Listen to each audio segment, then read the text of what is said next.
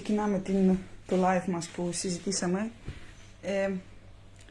Όποιος δεν γνωρίζει, έχω ομάδα γενικά εδώ στην Ελλάδα των ανθρώπων οι οποίοι ενδιαφέρονται για την αλλαγή. Μας διάκοψαν.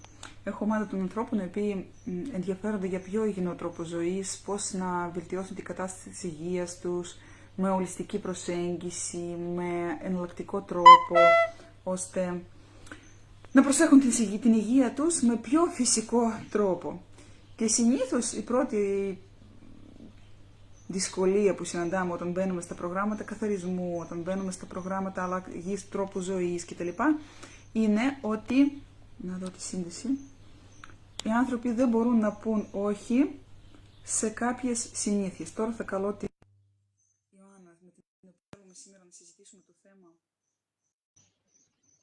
το θέμα του γλυκού. Ιωάννα, σε βλέπω.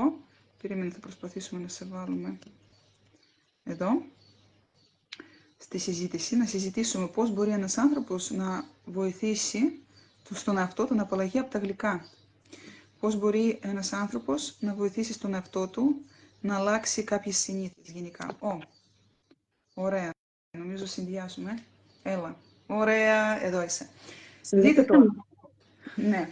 Η Ιωάννα είναι η συνυφάδα μου και νομίζω είναι πρώτος άνθρωπος με τον οποίο κάποτε μοίρασα την εμπειρία μου με εναλλακτική μέθοδο. Όπου η Ιωάννα, εσύ νομίζω ήσουν πιο κάθετη στη κλασική ιατρική. Ναι. Μπορείς να το πεις. Είχα, σε μεγάλο βαθμό, ναι. Ναι. Δηλαδή κάποια στιγμή ήρθε η ανάγκη να αλλάξουμε τις συνήθειες μας και να βλέπουμε τις καταστάσεις της υγείας μέσα στην οικογένεια λίγο με εναλλακτικό τρόπο, έτσι δεν είναι? Και νομίζω οι πρώτες αλλαγές, όπως είπαμε, με το καθαρισμό του σώματος ξεκινάνε με αλλαγή διατροφής. Και πολλοί άνθρωποι λένε, όταν συχνά μπαίνουν στα προγράμματα καθαρισμού του σώματος, δεν μπορώ να μην τρώω γλυκά, δεν μπορώ να μην τρώω ψωμί, πώς και έτσι να μην τρώω το ένα ή να μην τρώω το άλλο. Εσένα σε κάλεσα σήμερα να μιλήσουμε για τα γλυκά, επειδή κάποτε η Ιωάννα είναι η συνυφάδα μου, μένουμε, μπορούμε να πούμε, στο ίδιο σπίτι και σχεδόν καθημερινά βλέπω την Ιωάννα εδώ και 10 χρόνια. Και όταν ήρθα από τη Ρωσία, παντρεύτηκα με τον άντρα μου και ήρθα από τη Ρωσία, η Ιωάννα πάντα κυκλοφορούσε με γλυκά. Ήταν πολύ του γλυκατζού. Γι' αυτό ήθελα να ρωτήσω εσένα, γιατί πρώτα απ' όλα κυκλοφορούσες με γλυκό? Γιατί μου Τι σου έδινε αυτό, δηλαδή, γιατί δεν μπορούσες χωρίς γλυκό?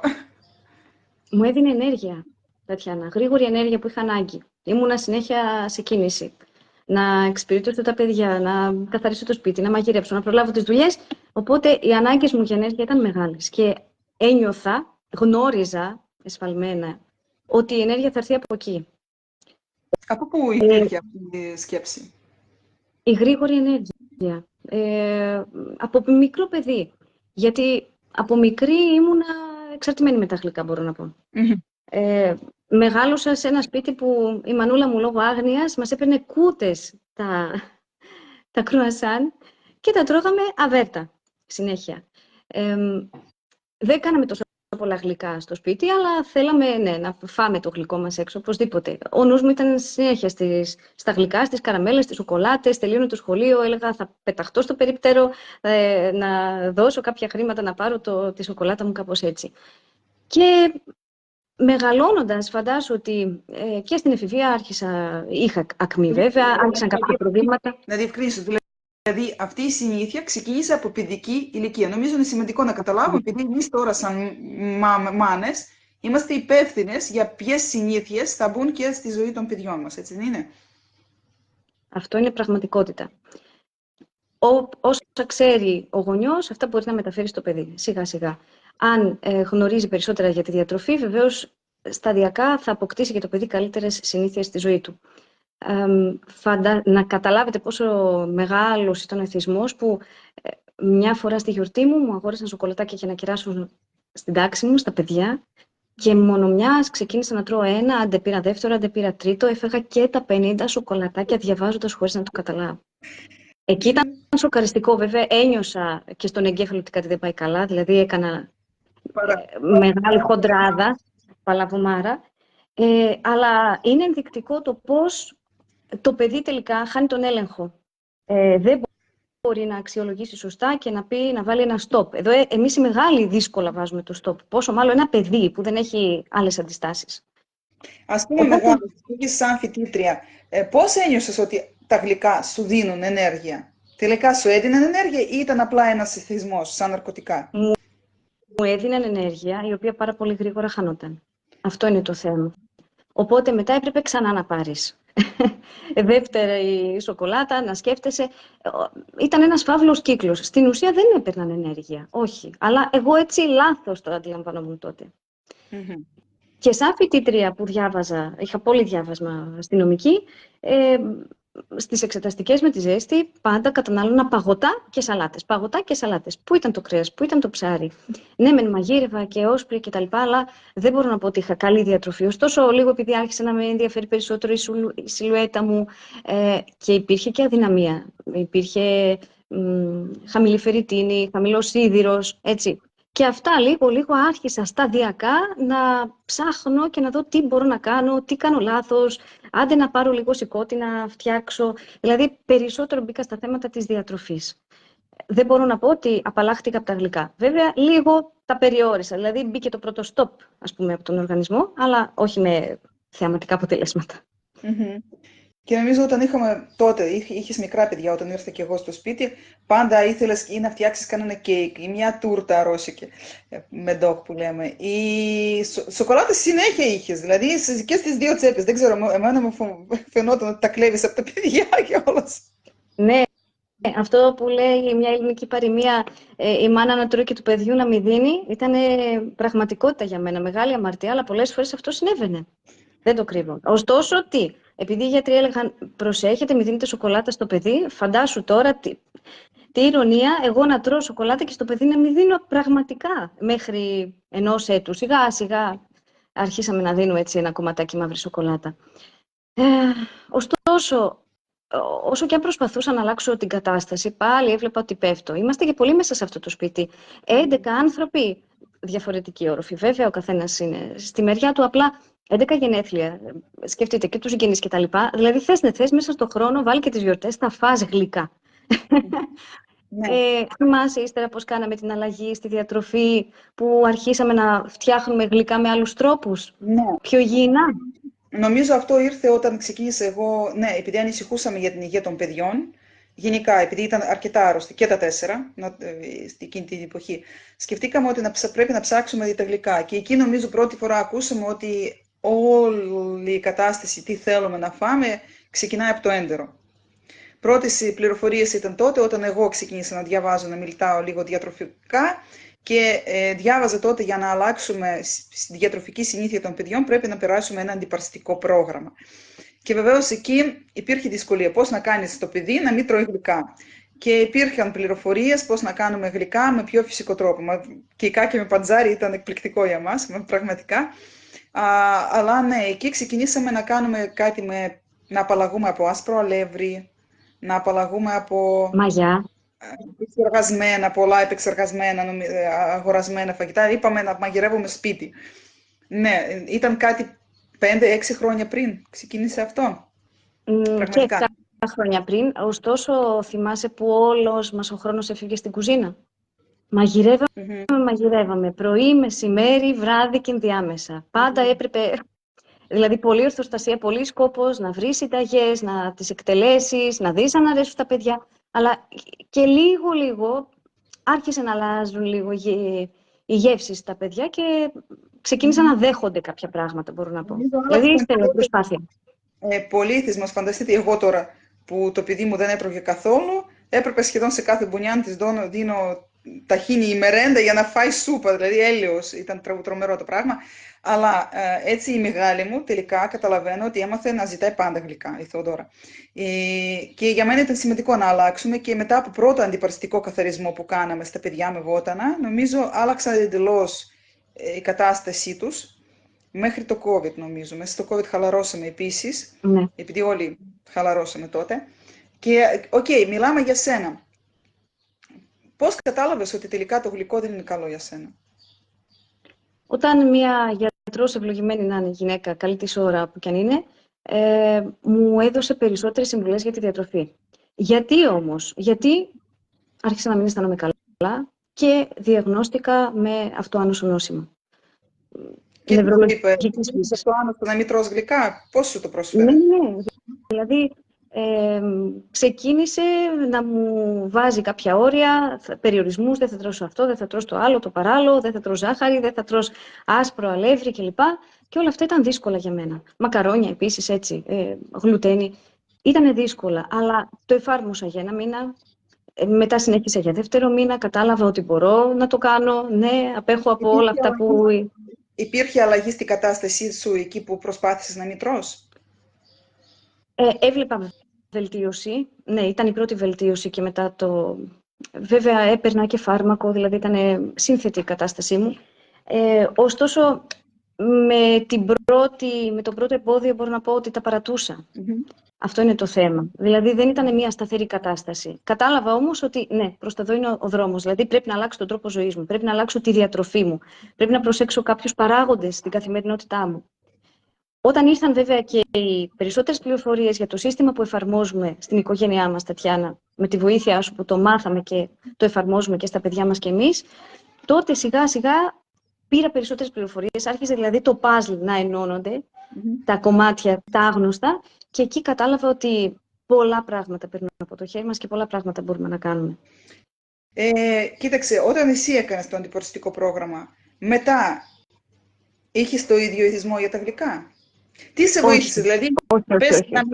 να μειώσεις σημαντικά την ποσότητα των γλυκών? Σε βοήθησε τι? Απλά να τα περιορίσεις και να τα κόψεις μια και καλά μέσα σε μια μέρα? Θα το δω. Τώρα μ' ακούς?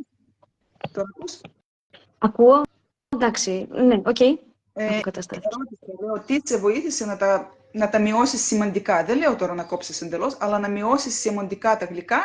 Τι σε βοήθησε? Επειδή πήρες απόφαση και απλά το εφάρμοσες για να μην τρως, ή σε βοήθησαν και αντιπαραστικό, όπως για παράδειγμα στη Θεοδόρα? Στη Θεοδόρα αυτό ήταν ξεκάθαρα, ότι έκανε αντιπαραστικό και ξεκίνησε να δοκιμάζει μπρόκολο. Ήταν το κάτι απίστευτο για μας.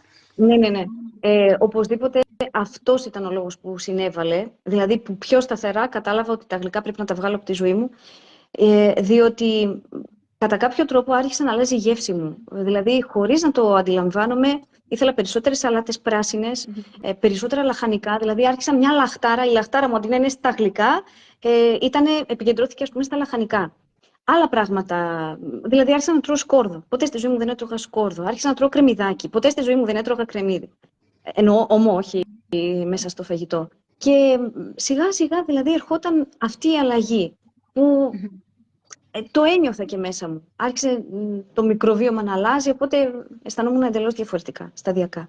Μετά με το πρόγραμμα βαθύ καθαρισμού που ήταν λίγο πιο αυστηρό, εκεί είδα θεαματικά αποτελέσματα. Εκεί κατάλαβα ότι μπορώ ακόμα να περιορίσω. Σε αυτό το πρόγραμμα, πρώτη φορά όταν έκανες, μπορούμε να πούμε ότι σου έπεσε ζάχαρη? Ναι, σίγουρα. Το αισθάνθηκες δηλαδή? Ναι. Πώς πρώτα απ' όλα? Μειώθηκαν οι πονοκέφαλοι.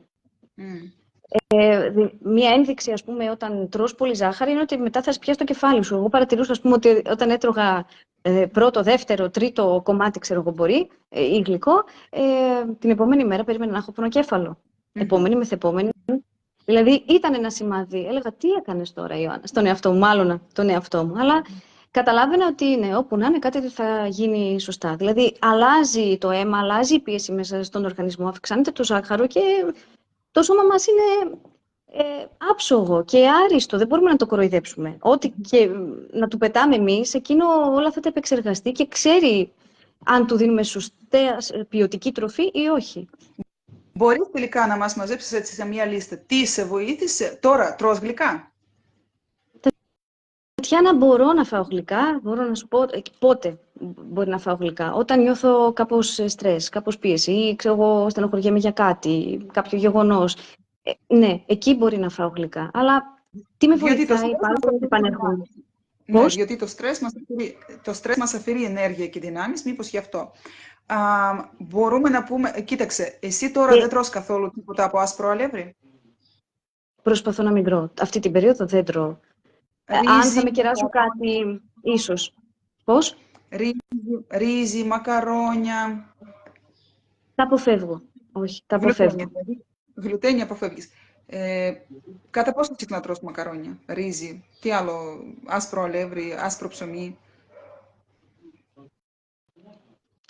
Εξαρτάται από τις συνθήκες. Δηλαδή, αν θα πάμε κάπου έξω, ίσως τότε να φάω κάτι. Στο σπίτι, Δηλαδή, μια φορά το μήνα, ας πούμε, Μμμ. ίσως. Κάπου εκεί, άντε δύο. Στο σπίτι προσπαθείς να μην τα έχεις. Ήταν Στο σπίτι, εύκολο ναι, για σένα να αλλάξεις τη διατροφή σου προς χωρίς γλουτένι, χωρίς άσπρα, χωρίς τα φλεγμονώδεις. Κάποιοι ειδικοί λένε ότι είναι φλεγμονώδεις διατροφές, που μας προκαλούν φλεγμονές στο σώμα. Δεν ήταν εύκολο. Για έναν άνθρωπο που έχει συνηθίσει να τρώει υδατάνθρακες, απλούς υδατάνθρακες, όχι, δεν μπορώ να πω ότι είναι εύκολο. Γι' αυτό και αν υπάρχει υποστήριξη στο περιβάλλον, τότε ναι, θα πάει πιο εύκολα και νομίζω θα υιοθετηθεί, ας πούμε, αυτό από όλη την οικογένεια σταδιακά. Όταν όμως μαγειρεύεις άλλο για τα παιδιά, άλλο ξέρω εγώ για τον άντρα σου, άλλο για εσένα, εκεί είναι πιο δύσκολο και οπωσδήποτε χάνεις δυνάμεις. Σταδιακά όμως όλοι έχουν μπει σε αυτή τη φιλοσοφία. Δηλαδή παρατηρώ ότι τώρα και η κόρη μου που είναι στην εφηβεία και η ίδια αποφεύγει τα άσπρα. Βλέπει δηλαδή την επίδραση πάνω στον οργανισμό της. Αποφεύγει τη σοκολάτα, αποφεύγει τα γλυκά και μπορώ να πω μερικές φορές ότι είναι και πιο σωστή από εμένα. Δηλαδή πιο πειθαρχημένη. Δόξα τω Θεώ. Αλλά αυτό που ήθελα να συμπληρώσω και να τονίσω, καμιά φορά, ναι, υπάρχει το συναισθηματικό φαγητό που είπαμε πριν ότι από στρες μπορεί να φάω, ειδικά αν υπάρχει μια περίσταση στη ζωή του ανθρώπου και θα τον κεράσουν, ξέρω εγώ, η βασιλόπιτα, η τούρτα των γενεθλίων κλπ.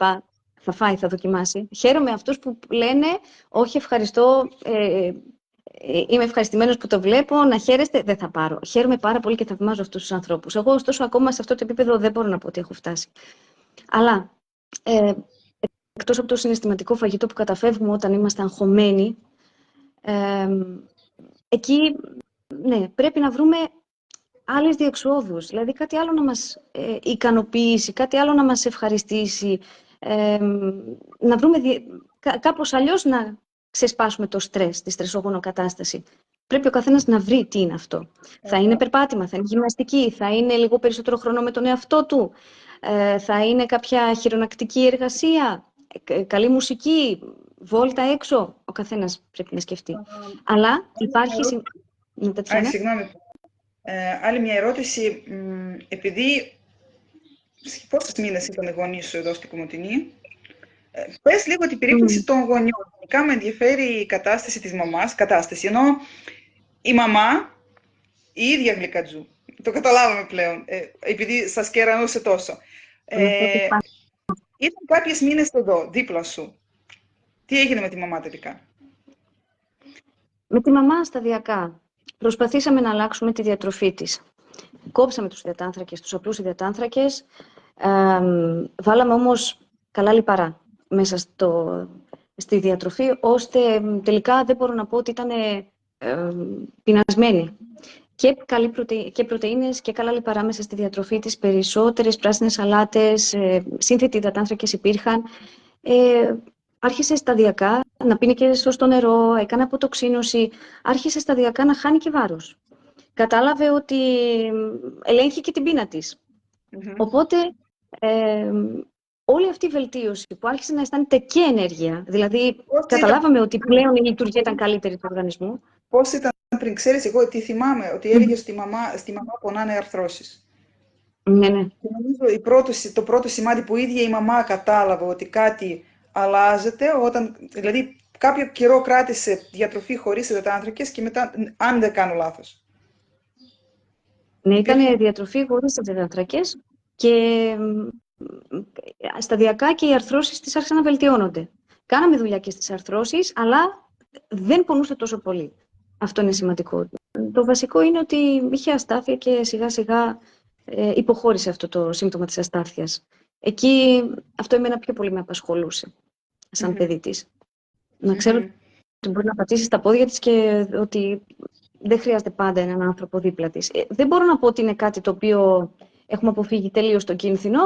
Είμαστε στη διαδικασία της εργασίας, δουλεύουμε πάνω σε αυτό, της ανάπλασης, αλλά είδαμε τα συμπτώματα, τα σημάδια, τα πρώτα, τα θετικά και η ίδια το αναφέρει, αισθάνομαι περισσότερη ενέργεια, περισσότερη δύναμη, αφού στην αρχή την υποβάσταζα για να περπατήσουμε μαζί στο γήπεδο, να κάνει κάποια βήματα και πλέον, ας πούμε, την άφηνα εδώ απέναντι στο σπίτι μας, έχουμε γηπεδάκι, παρκάκι και την άφηνα μόνη της και περπατούσε και επέστρεφε. Και δόξα τω Θεώ, θέλει προσπάθεια. Κατάλαβα λοιπόν ότι αυτό το σύστημα όχι μόνο βοήθησε εμένα ο καθαρισμός του οργανισμού, αλλά βοηθάει και γυραιότερες ηλικίες. Το ίδιο. Και μικρά παιδιά και μεγάλα. Γενικά, νομίζω τώρα το προβλήματα με αντίσταση στην ινσουλίνη και γενικά πολύ γλυκά, υπερβολικό βάρος κτλ. Είναι κάτι που απασχολεί αρκετούς ανθρώπους. Και είναι πολύ σημαντικό να καταλάβουμε ότι όλα ξεκινάνε από τη διατροφή. Και εδώ πρέπει πρώτα απ' όλα να αποφασίζουμε ότι πρέπει κάτι να αλλάξουμε. Και μετά να βρούμε, εκτός από τις γνώσεις, μήπως και στήριξη, ναι, ποιος θα μας καθοδηγήσει. Ξέρω ότι στην Ελλάδα επίσης υπάρχουν πολύ διαφορετικές γνώμες για τις απλές υδατάνθρακες γενικά.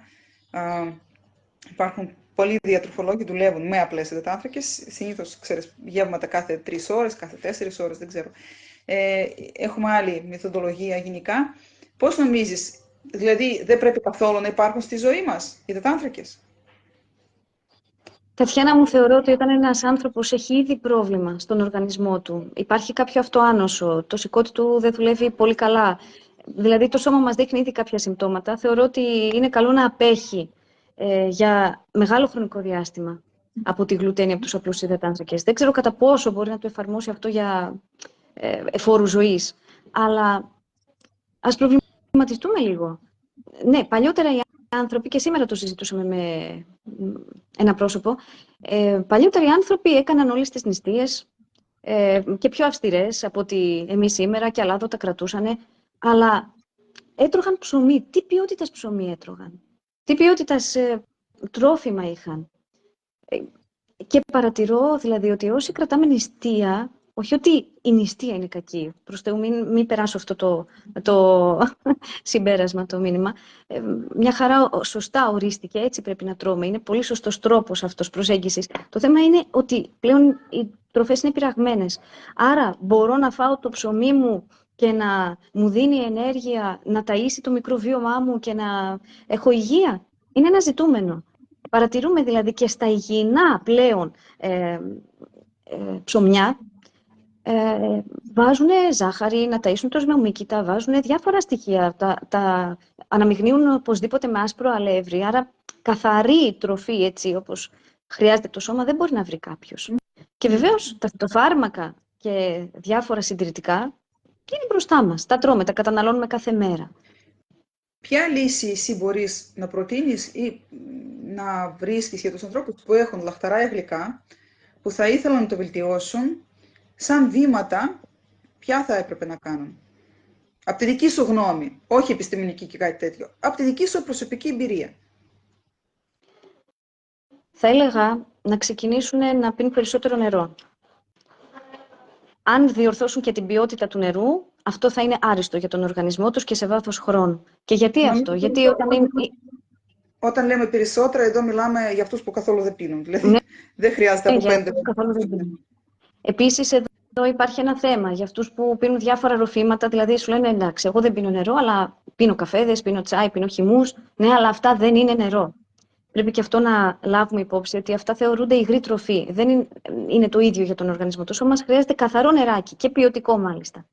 Ένα είναι αυτό, να αυξηθεί η ποσότητα, για να μην υπάρχει αφυδάτωση τουλάχιστον στον εγκέφαλο, έτσι, και ο υποθάλαμος εκεί απορριθμίζεται και δεν ξέρουμε, πεινάμε ή διψάμε, διψάμε ή πεινάμε, μπερδευόμαστε εκεί. Οπότε καταφεύγουμε κατευθείαν στην τροφή. Το δεύτερο που θα έλεγα είναι, και είναι δωρεάν βεβαίως, να κοιμούνται νωρίς. Ο καθένας να προσπαθήσει να εφαρμόσει ένα πρόγραμμα ύπνου όσο πιο νωρίς γίνεται, όσο πιο νωρίς. Να κοιμάται σωστές ώρες. Ας ξυπνήσει και νωρίτερα, αυτό δεν μας πειράζει. Το θέμα είναι να κοιμάται σωστές ώρες, δηλαδή κατά τις 10 η ώρα να είναι για ύπνο, ώστε να ρυθμιστεί λίγο το ορμονικό του σύστημα, να παραχθεί η μελατονίνη, να αρχίζουν να καθαρίζουν τα κύτταρα, τα κατεστραμμένα μέσα στον οργανισμό κατά τη διάρκεια της μέρας. Και το πιο βασικό, γιατί Εντάξει, αυτά είναι 2 βήματα. Τρίτο να βάλουμε. Και την κίνηση. Ο καθένας να περπατάει. Αυτά είναι δωρεάν. Να εισπνέουμε καθαρό οξυγόνο, να πάμε σε ένα πιο καθαρό μέρος, τέλος πάντων. Σε ένα πάρκο, να υπάρχει δέντρα. Να υπάρχουν δέντρα, έτσι. 3 βασικά πράγματα. Από εκεί και πέρα, αν ο άνθρωπος καταλάβει τι συμβαίνει στον οργανισμό του με τη ζάχαρη, και όχι μόνο με τη ζάχαρη, με όλα αυτά που υπάρχουν γύρω μας, εισπνέουμε, πίνουμε, τρώμε, και το στρες που βιώνουμε, έτσι, η χημεία, η ηλεκτρομαγνητική ακτινοβολία. Αν καταλάβει ο καθένας μας, τότε θα δει λίγο πιο βαθιά το θέμα της υγείας του, προληπτικά πάντα. Θα μπει σε άλλα βήματα, δηλαδή να καθαρίσει τον οργανισμό του από τοξίνες. Εισέρχονται στον οργανισμό μας, θες δεν θες. Δημιουργούνται μέσα μας κατά τη διάρκεια του μεταβολισμού. Ας τρώω εγώ ζάχαρη, ένα σωρό, ή ένα γλυκό την ημέρα, ας πούμε, να μην λέμε για σωρούς και σκέφτεται ο καθένας ό,τι θέλει. Πώς θα λειτουργήσει σωστά ο οργανισμός μας με τη ζάχαρη, αφού επηρεάζονται τα όργανα, επηρεάζεται το πάγκρεας, αυξάνει την ινσουλίνη μέσα στο αίμα μας, καταστρέφει τα αγκαία σταδιακά η ινσουλίνη. Οπότε χρειάζεται εκεί λίγο διαφορετική προσέγγιση και πιο ουσιαστική. Αλλά αν κάποιος δεν θέλει να κάνει τίποτα άλλο, τουλάχιστον ας κάνει τα 3 πρώτα βήματα. Και αν θέλει να κάνει κάτι πιο ουσιαστικό, ναι. Τι άλλαξε στη διατροφή σου που σε βοηθάει ή δεν βοηθάει, δεν ξέρω. Τατιάνα, θα σου πω ειλικρινά, άλλαξε στη διατροφή μου το ότι έμαθα κάποιους κανόνες ώστε να φτιάχνω πιο σωστά το πιάτο μου.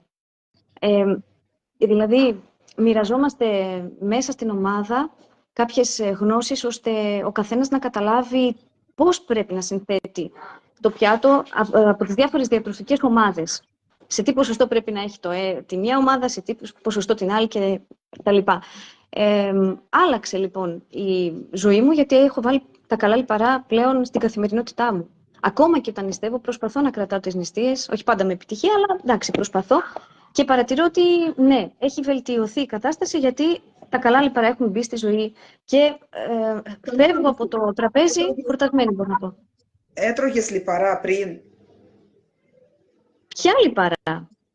Δεν ξέρεις, Τατιάνα, ότι στην Ελλάδα, στο έχω πει, ότι εδώ και δεν ξέρω, 20 χρόνια, ξέρεις, υπήρχαν πολλές εκπομπές υγείας που έλεγαν προσέχετε τα καρδιαγγειακά νοσήματα, μειώστε τα λιπαρά, προσέχετε το τυρί σας, το γάλα σας και βγήκε μια σειρά γαλακτοκομικών, ας πούμε, προϊόντων, όλα 1,5%, 0%, οπότε άπαντες έπεφταν πάνω σε αυτά. Δεν έφευγε το γάλα το πλήρες, δεν έφευγε το γιαούρτι το πλήρες, κατσικίσιο, πρόβιο γιαούρτι, τι είναι αυτά, με την πέτσα, αν είναι δυνατόν. Τυρί, το ίδιο. Κάπως έτσι ήμασταν λοιπόν. Μπορώ να πω, η οικογένειά μου, ναι. Το έβλεπα όμως και από αλλού αυτό. Άρα υπήρχε γενικότερα μια προπαγάνδα εναντίον των καλών λιπαρών. Δηλαδή, ό,τι ακούγαμε λιπαρό, δεν το τρώγαμε. Ας πούμε, πρόσφατα πήγα πάλι στο Καρπενήσι, στο Χασάπι, βλέπω ένα φιλέτο εκεί πέρα, μεγάλο κομμάτι μοσχαρίσιο. Δεν είχε λιπάκι πάνω του καθόλου. Λέω, ναι, αλλά εγώ θέλω κιμά. Και θέλω να έχει λίπος. Τώρα που να σας βρω το λίπος, όλο το καθάρισα. Πήγε ο άνθρωπος μέσα στο ψυγείο και έφερε λίπος από κάποιο άλλο κομμάτι του μοσχαριού. Και με ρώτησαν εκεί έκπληκτες οι πελάτησες, μα γιατί τρώτε λίπος? Μα για να μην έχω χολυστερόλη. Ναι, υπάρχει αυτό το πρόβλημα στην Ελλάδα. Οι περισσότεροι από εμάς, δηλαδή. Τρως καλά λιπαρά, δεν τρως γλυκά. Τρως γλυκά, που και που, μειώσεις. Δεν τρως απλές υδατάνθρακες, προσπαθείς τουλάχιστον. Τρως περισσότερα λιπαρά, πραγματικά τα αύξησες πολύ. Πώς είναι η χολυστερόλη σου? Είτε στα όρια? Τατιάνα, να σου πω ότι τελευταία δεν έχω κάνει εξετάσεις, για να είμαι ειλικρινής, αλλά νιώθω καλά. Πιστεύω ότι είμαι πολύ καλά και ήμουν παιδί που πάντα είχα χολυστερόλη και αυτό. Ναι. Από τα 18 και 16, μη σου πω, είχα χολυστερόλη. Όχι, νιώθω πολύ καλά. Θα κάνω βέβαια εξετάσεις σύντομα, να το προγραμματίσω δηλαδή, αλλά αισθάνομαι αλλιώς. Νιώθω ότι ο εγκέφαλος λειτουργεί ακόμα καλύτερα. Έχω δυνάμεις, έχω ενέργεια. Μπορώ να παράξω, δηλαδή να δουλεύω και δεν έχω την ανάγκη να κοιμάμαι το μεσημέρι. Δεν έχω υπνηλία που είχα κάποτε. Δηλαδή είναι και αυτό ένα σημάδι πώς έχεις περισσότερη ενέργεια ή όχι. Συμπέρασμα. Εδώ και 5-6 χρόνια προσπαθείς σημαντικά να αλλάξεις τη διατροφή σου, τακτικά καθαρίζεις το σώμα σου, ταΐζεις μέση συμπληρώματα διατροφής, θα έλεγα έτσι. Κάνεις κυτερική διατροφή, δηλαδή ξέροντας, για παράδειγμα, από τι αποτελείται ο εγκέφαλος, από τι αποτελείται το νευρικό σύστημα κτλ. Προσπαθείς να ταΐσεις, να δώσεις τα απαραίτητα στο κάθε κύτταρο του οργανισμού. Είπαμε ότι πόσα χρόνια πριν, 8 χρόνια, 10, νομίζω πλέον 10 χρόνια πριν διαγνώστηκες με αυτοάνωσο. 9, εντάξει, 8-9 κάπου εκεί. Ναι.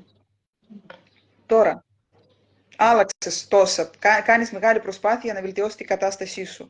Μπορείς να συγκρίνεις το πριν και το τώρα και τι θέλεις ακόμα να βελτιώσεις. Το πριν. Θα σου πω πολύ απλά ότι κάποτε μόλις μου ανέφεραν το αυτοάνωσο έτσι και έβλεπα την αδυναμία που είχα, τους πονοκεφάλους, τα μουδιάσματα και γενικά όλα τα συμπτώματα του αυτοάνωσου, έλεγα, Θεέ μου, σε παρακαλώ, δώσ' μου τη δύναμη να μεγαλώσω τα παιδιά μου. Αλλά σκεφτόμουν ένα μέλλον ζωφερό. Δηλαδή, προετοίμαζα τον εαυτό μου να κάτσω και σε αναπηρικό καροτσάκι. Δεν θέλω να το παίξω προφήτηδα, κύριε Λέισον. Δεν ξέρω όμως ότι ιστορικά στην οικογένειά μου υπάρχει μία τάση στο νευρολογικό. Δηλαδή, υπάρχει μία ευαισθησία. Η γιαγιά μου είχε πάθει 10 εγκεφαλικά, παρακαλώ. Ναι, οπότε σταδιακά, σε συνδυασμό με το δικό μου το αυτοάνωσο, χτύπησαν καμπανάκια μέσα μου.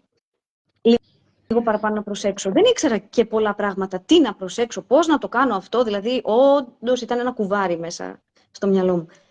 Κάνοντας λοιπόν τα βήματα προς την υγεία, αλλάζοντας το δρόμο στη ζωή, ναι, πλέον μπορώ να καταλάβω μετά από 8 χρόνια, με σιγουριά, 9 χρόνια πλέον, ότι είμαι σε εντελώς διαφορετική κατάσταση. Αφού πηγαίνω στους γιατρούς και λένε, μα πώς εσύ έχεις αυτό το... Πώς υπάρχουν οι βλάβες στον εγκέφαλό σου. Δεν υπάρχει περίπτωση εσύ να έχεις αυτό το αυτοάνωσο. Δεν ξέρω αν το ίδιο μπορεί να συμβεί σε αντίστοιχο άνθρωπο εννοώ, με την ίδια κατάσταση και σε εκείνον.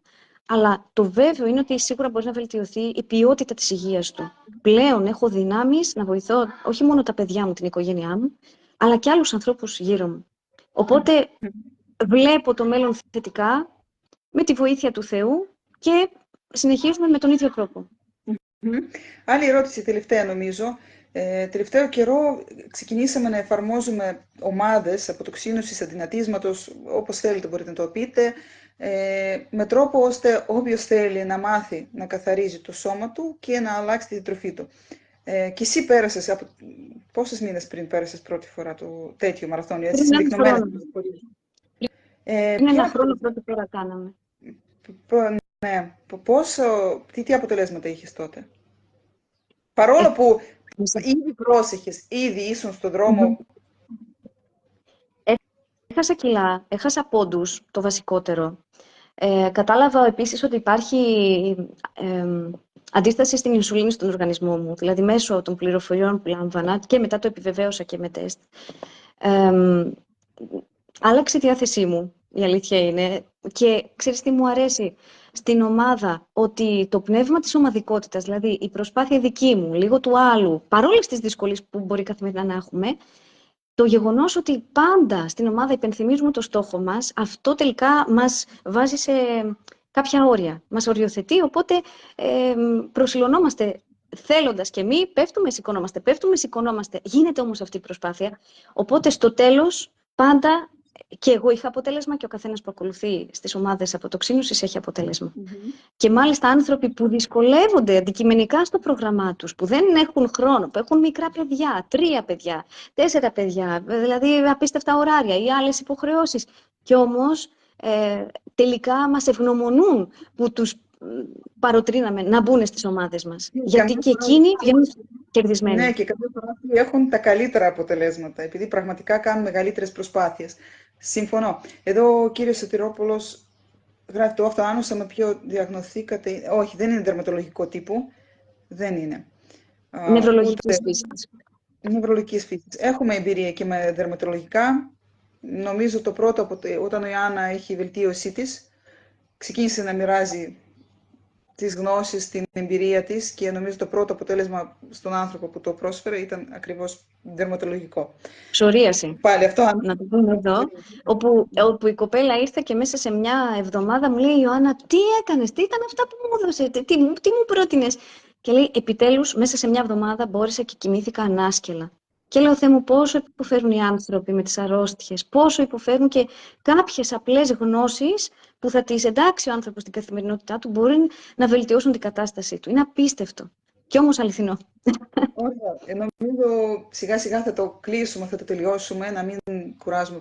Μπορούμε ώρες να μιλάμε. Αν θέλετε, μπορείς να μας γράψετε. Μόνο ένα πράγμα να πω, να συμπληρώσω. Ναι, είπαμε για έλλειψη ενέργειας. Δηλαδή, ο άνθρωπος στην ουσία πεινάει. Αλλά πρέπει να καταλάβουμε κατά πόσο πεινάμε εμείς οι ίδιοι, ενώ ήδη έχουμε φάει, είμαστε ήδη χορτάτοι, ή κατά πόσο πεινάει ο οργανισμός μας. Δηλαδή, πεινάει το κύτταρο. Θέλω να πω ότι η έλλειψη σε θρεπτικά συστατικά του οργανισμού μας οδηγεί στο να τρώμε περισσότερο. Και κυρίως τι θα φάμε τα γλυκά. Αλλά αυτό είναι λάθος. Το οργανισμός μας έχει φοβερές ελλείψεις, ειδικά στο σύγχρονο τρόπο ζωής. Εγώ θα έλεγα όχι μόνο γλυκά. Όταν βιαζόμαστε και δεν προετοιμάσαμε το μενιού μας της μέρας, κάποιες σκέψεις τουλάχιστον σε μια σειρά δεν τα βάλαμε ή δεν ψωνίσαμε καλά φαγητά, τότε ξεκινάμε και πέφτουμε σε κάτι γρήγορο και τα γρήγορα συνήθως είναι πολύ ανθυγιεινά. Και άλλο αποτέλεσμα, νομίζω, το πολύ σημαντικό, το πρώτο που μας έκανε εντύπωση ότι, ας πούμε, ο μπαμπάς ο μπαμπάς πεθρός μας, πόσα χρόνια έχει διαγνωστεί με σαχαρό διαβήτη. Τύπου 2. Πάνω από 9 χρόνια. 12 χρόνια. 12 χρόνια ήρθα. το 13. Ναι. Και αυτός ο άνθρωπος απλά πήρε απόφαση ότι δεν θέλει τίποτα από τα φάρμακα και ξεκίνησε κάθε μέρα περπάτημα, αλλαγή διατροφής, πολύ περιορισμός σε αυτά που δεν πρέπει και τελικά κατάφερε, τώρα δεν ξέρω αν δεν τον ακύρωσε νομίζω διάγνωση, αλλά εδώ και 12 χρόνια μια χαρά είναι, προσέχει τη διατροφή του, δεν παίρνει κανένα φάρμακο, αισθάνεται πόσα, 76, 5.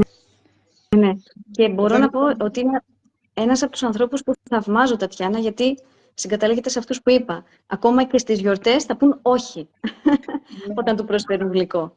Αυτό είναι το αξιοσημείωτο. Και πάντα προσέχει, μελετάει, διαβάζει και μπορούμε να πούμε ότι, δόξα τω Θεώ, στη δική του ηλικία έχει περισσότερη ενέργεια καμιά φορά από κάποιο παλικάρι 40-50 χρονών. Παλικάρι και 30 τώρα. να σου πω. Ναι.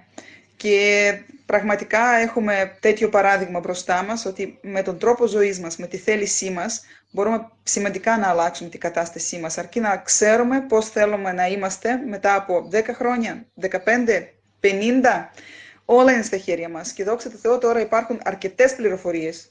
Υπάρχει διαδίκτυο. Δηλαδή υπάρχουν πάρα πολλές πληροφορίες που ο καθένας μπορεί να μελετήσει, να τα μάθει και να τα εφαρμόσει πρώτα απ' όλα.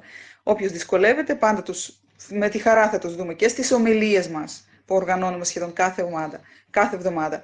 Και θα δούμε και στις ομάδες μας να βοηθήσουμε να κάνουμε και καθαρισμό του σώματος και να τους εκπαιδεύουμε το σύστημα το οποίο ακολουθούμε εμείς. Στο κλαμπ μας. Θέλεις κάτι? Ναι, στο κλαμπ υγείας. Δηλαδή, αν θέλεις κάτι να εύχεσαι γενικά, να ευχηθείς. Τα ελληνικά μου είναι άψογα. Είναι άψογα, να μην έχεις καμία αμφιβολία γι' αυτό, δόξα τω Θεώ. Θα πας πάρα πολύ καλά και χαίρομαι ιδιαίτερα. Να ευχηθώ, τι να ευχηθώ, να κινητοποιηθούμε. Ο καθένας λίγο να ξυπνήσει, δηλαδή να καταλάβει τι γίνεται γύρω στο περιβάλλον του.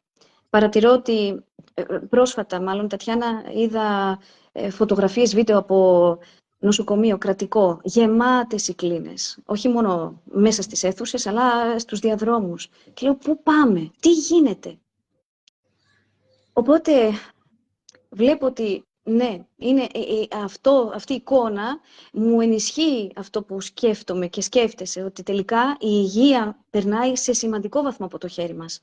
Δεν λέω ότι δεν βάζω στην άκρη τον Θεό, ο Θεός ξέρει τι θα δώσει τον καθένα, αλλά ο Θεός δεν είπε σε μένα, φάει παιδάκι μου 50 σοκολατάκια. Οι δικές μου συνήθειες, το δικό μου πάθος με οδήγησε να βλάπτω τον εγκέφαλό μου, έτσι. Ή να μην κοιμάμαι, γιατί και ο ύπνος που είχα επηρέασε. Οπότε, ας μάθει ο καθένας πώς να φροντίζει τον οργανισμό του, πώς να φροντίζει τον οργανισμό της οικογένειάς του. Και ας αποφορτώσουμε λίγο τους γιατρούς, που το καθένας τρέχει στα έκτακτα, ζητώντας του βοήθεια για κάτι που θα μπορούσε να λυθεί με έναν απλό τρόπο. Και αυτοί οι άνθρωποι είναι. Καμιά φορά δεν είναι τόσο απλό, αλλά πραγματικά ναι, δεν πιστεύουμε κατά πόσο πολύ η υγεία μας, η κατάστασή μας περνάει από τα δικά μας χέρια. Έχουμε όπλα, έχουμε δυνατότητες, δηλαδή γι' αυτό είμαστε εδώ. Όποιος θέλει πάντα μπορεί να επικοινωνήσει ελεύθερα και μαζί μου και με την Ιωάννα. Θα μοιράζουμε την εμπειρία μας πρώτα απ' όλα. Ναι, δεν είμαστε γιατροί. Καταλήξαμε σε αυτό να γινόμαστε γιατροί της οικογένειας. Με το κάποιο τρόπο, δηλαδή πώς το λέμε, να πάρουμε την ευθύνη. Όπως είπαμε, έχουμε έναν γιατρό στο σπίτι μας. Δόξα τω Θεώ, πάμε σε αυτόν μόνο να μας κάνει εξετάσεις. Δηλαδή δεν τον χρειαζόμαστε. Και δόξα τω Θεώ, πάμε στους γιατρούς μόνο και μόνο για προληπτικές εξετάσεις, να μας δούμε πώς είμαστε, να βλέπουμε τα αδύναμά μας σημεία, για παράδειγμα, θηροειδή, γαστροεντερικό, βάρος, κάτι, αντίσταση στη σωλήνη. Ξέρουμε αυτό το σημείο πρέπει να διορθωθεί. Ψάχνουμε λύσεις, ψάχνουμε όπλα, εφαρμόζουμε και δόξα τω Θεώ έχουμε πρόοδο. Και αυτό είναι η φόρου ζωής. Εφόρου ζωής, ακριβώς. Όπως δηλαδή σηκωνόμαστε το πρωί, πλενόμαστε, κάνουμε το ντους μας, δηλαδή έχουμε κάποιες συνήθειες που οπωσδήποτε πρέπει να τις εκτελέσουμε, γιατί αν δεν τις εκτελέσουμε δεν αισθανόμαστε καλά. Έτσι πρέπει να είναι και αυτός ο τρόπος στην καθημερινότητά μας. Και γίνεται, είναι εύκολο. Εμείς μεταδίδουμε αυτές τις γνώσεις δωρεάν στον καθένα που θέλει, είναι δεκτικός να ακούσει, ώστε να πάρει την υγεία στα χέρια του. Σε ευχαριστώ που σήμερα ξεπέρασες τον εαυτό σου και μιλήσαμε, συζητήσαμε εδώ και ελπίζω κάποτε θα αποφασίσεις και να βγαίνεις με τα άψογα σου ελληνικά, να βγαίνεις στη δική σου σελίδα και να μοιράζεις την εμπειρία σου. Ναι, η αλήθεια είναι ότι ντρέπομαι, δηλαδή δεν αισθάνομαι άνετα. Όντως, ξεπερνάω τον εαυτό μου. Τι να κάνω, τι με βάζεις να κάνω. Δόξα τω Θεώ. Αυτά πρέπει να ακουστούν. Δεν έχω πρόβλημα όλους, вас να βάζω να μιλάτε. Πρέπει να ακουστούν όμως αυτά. Έχουμε ευθύνη.